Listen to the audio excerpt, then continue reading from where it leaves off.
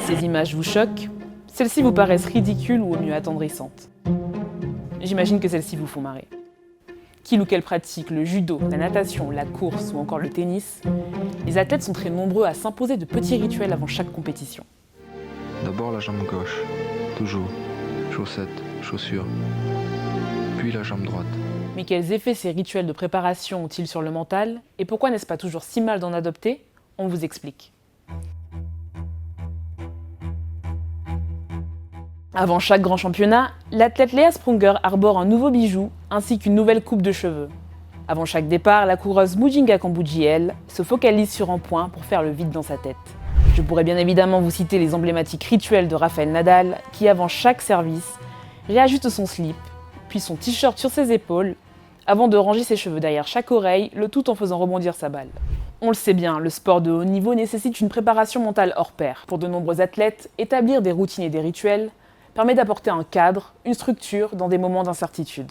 Beaucoup d'athlètes vont dire que typiquement des routines ou des rituels, ça va leur permettre d'apporter effectivement quelque chose de connu dans un moment qui est complètement inconnu en fait, hein. On ne sait pas qui va gagner. Ça leur permet d'apporter en fait de la certitude là où il y a de l'incertitude. Ça leur permet d'apporter du contrôle là où il peut y avoir un manque de contrôle. Je peux agir de mon côté, mais en face, comment ça va se passer? Il n'est donc pas anodin de retrouver ces rituels et routines chez de nombreuses sportives et sportifs en quête perpétuelle de performance. Mais sont-ils vraiment rationnels et qu'est-ce qui les différencie des TOC? Bien évidemment, quand on est sur un jeu de tennis où on sait que potentiellement on peut partir sur des heures, ben, ça fait partie de notre difficulté. Mais ça a aussi un avantage de se dire, bah, finalement, je peux aussi me récupérer. C'est-à-dire que 2 sets perdus, par exemple, en tennis, ben, ce n'est pas la fin du monde, par exemple. Ben, si on joue sur 5 sets, par exemple. Donc, de se dire, ben, voilà, il y a du temps, et puis ça peut être justement aussi une stratégie de prendre le temps à son avantage, de se dire, voilà, j'ai le temps de pouvoir me refaire, et on l'a vu, hein, on a vu bien souvent, ne serait-ce que Djokovic, par exemple, récemment, c'était quoi, Roland Garros, où il perdait les 2 premiers sets. Il est sorti, il a été faire, bah, justement, hein, quand il a quitté les 2 premiers sets, le fait que le match dure, bah, ça lui permet de se dire, ok, bah, j'ai le temps en fait.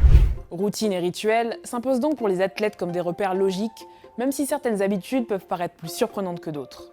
Les images de la judokate allemande Martina Traidos pendant les Jeux Olympiques ont vivement fait réagir sur les réseaux sociaux. On y voit son coach secouer vigoureusement son kimono avant de lui asséner 2 grosses claques. Un rituel demandé par l'athlète, une sorte de motivation avant de monter sur le tatami. Alors, ce qui est assez marrant, c'est que ces 2 gifles en fait, ont suscité beaucoup d'émoi, alors que quelques minutes après, elle va se retrouver potentiellement en étranglement sur un tatami, et ça va déranger personne. Alors que l'étranglement, c'est quand même un geste qui est nettement plus violent que de donner des gifles. En fait, c'est une façon d'activer son système nerveux. C'est très primitif, hein, bien évidemment, comme fonctionnement, mais vous avez besoin en fait d'activer votre système nerveux sur un mode combat, surtout quand on est dans un sport de combat précisément. Et donc en fait, c'est une façon d'activer très rapidement le système nerveux. Et ça a aussi un jeu, hein, sur des hormones, hein. Cette paire de gifles, vécue non comme une agression, mais comme quelque chose de stimulant, très certainement a fait augmenter les niveaux d'adrénaline et même de testostérone de l'athlète. Depuis plusieurs années, ces routines conscientes ne sont plus l'apanage d'athlètes en quête de performance, mais apparaissent aussi chez nous, le commun des mortels. Avec l'émergence du développement personnel, le phénomène des morning routines et le fait d'exécuter des tâches précises chaque matin a vu le jour. Comme le fait d'enchaîner une séance de sport, de méditation et un bon petit déjeuner. Hello tout le monde, j'espère que vous allez bien. On se retrouve aujourd'hui pour une nouvelle vidéo où je vais vous montrer ma morning routine productive. Il y a toute une vague en fait qui est croissante de développement personnel, en général, hein, dans le monde, en tout cas dans le monde occidental. Et c'est plus qu'une mode en fait, hein. On y voit vraiment une vraie nécessité psychologique. C'est qu'il y a peut-être une autre époque, à l'époque de grand-papa, on va dire, on était super heureux quand on avait une famille, un travail, et puis on crée en fait une certaine stabilité.